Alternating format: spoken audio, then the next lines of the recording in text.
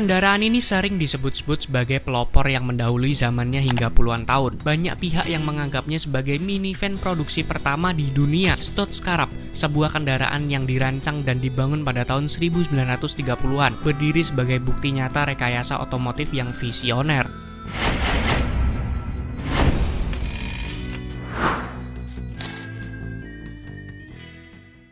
Perkenalkan, ini adalah Stott Scarab, si kumbang futuristik muncul pada tahun 1930-an, diciptakan oleh William Bushnell Stott, seorang insinyur pesawat jenius yang bikin pesawat logam pertama, Ford Trimotor. Dia juga presiden Society of Automotive Engineer.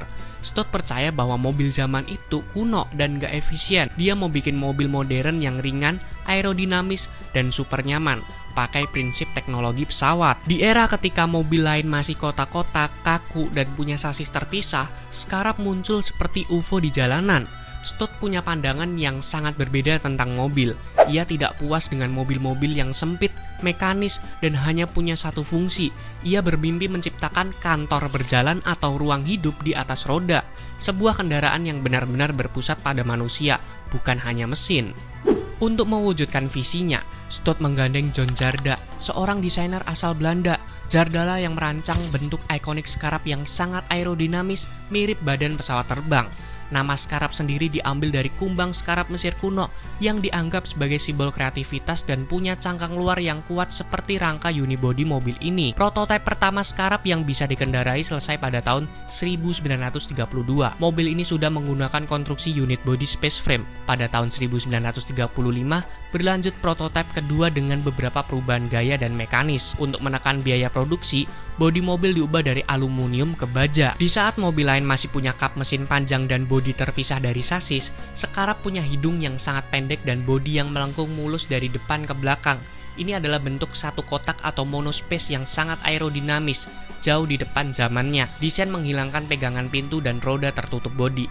Ini semua adalah fitur yang baru jadi standar puluhan tahun kemudian. Yang paling penting adalah konstruksi unibody atau monokoknya. Bayangkan, bodi dan sasisnya menyatu menjadi satu unit, persis seperti pesawat terbang. Ini memungkinkan lantai mobil jadi sangat rendah dan rata, tanpa terganggu poros penggerak yang biasanya ada di bawah lantai. Bahkan, butuh hampir 30 tahun sampai konstruksi unibody ini jadi norma di industri otomotif modern. Masuk ke dalam Scarab, kalian pasti akan merasa seperti masuk ke ruang tamu atau kantor pribadi, bukan mobil biasa. William Stott menyebutnya kantor berjalan atau ruang hidup di atas roda. Kabinnya super duper luas dan bisa diatur sesuka hati. Ada meja lipat yang bisa dipakai main kartu dan kursi baris kedua yang bisa diputar 180 derajat menghadap ke belakang. Bahkan, kursi belakangnya bisa dilipat jadi tempat tidur ganda sepanjang 1,8 meter. Bagian depan yang biasanya untuk mesin kini jadi ruang bagasi yang lega. Di balik kemewahan interiornya, Scarab juga punya otak yang cerdas. Mesinnya adalah Ford Flathead V8 yang diletakkan di bagian belakang mobil, di atas roda belakang. Ini bukan cuma bikin interior lega,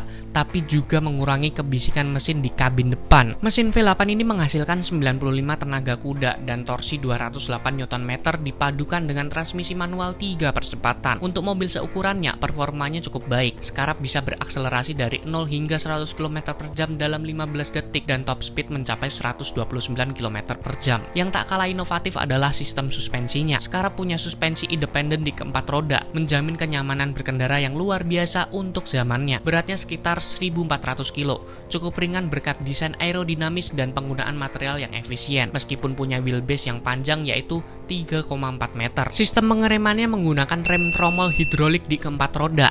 Penempatan mesin di belakang meskipun menguntungkan ruang kabin, menimbulkan isu panas dan kebisingan yang sulit diisolasi, serta menyulitkan akses untuk perawatan. Selain itu, mobil ini tidak memiliki kaca spion samping atau belakang, dan pandangan ke belakang terhalang oleh grill yang krum-krum itu. Total hanya sekitar 9 unit yang diyakini pernah dibuat antara tahun 1934 dan 1939. Setiap unit dibuat secara handmade dan unik. Tidak ada dua Scarab yang benar-benar identik. Setelah Perang Dunia Kedua, Stott bahkan kembali dengan satu prototipe lagi yang lebih canggih, dinamakan Stott Scarab Eksperimental pada tahun 1946.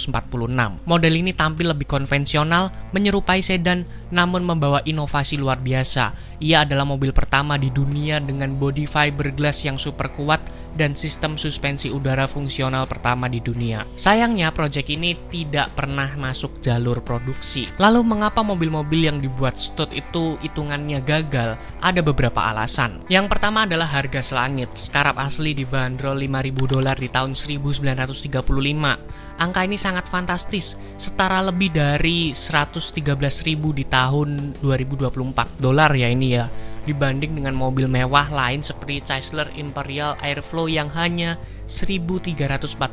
Harga setinggi itu ditambah dengan kondisi depresi besar yang melanda dunia, membuat sangat sedikit orang yang mampu membelinya. Yang kedua adalah terlalu futuristik. Masyarakat belum siap menerima desain yang begitu radikal. Mereka terbiasa dengan bentuk mobil klasik dengan kap panjang dan ekor rendah. Scarab dianggap aneh atau produksi orang gila. Yang ketiga adalah produksi hand-built. Meskipun menunjukkan kualitas tinggi, proses produksi tangan ini membuat perbaikan sulit dan suku cadang tidak bisa saling tukar, menambah biaya kepemilikan. Meskipun gagal secara komersial, William Stout tidak pernah menyerah pada mimpinya.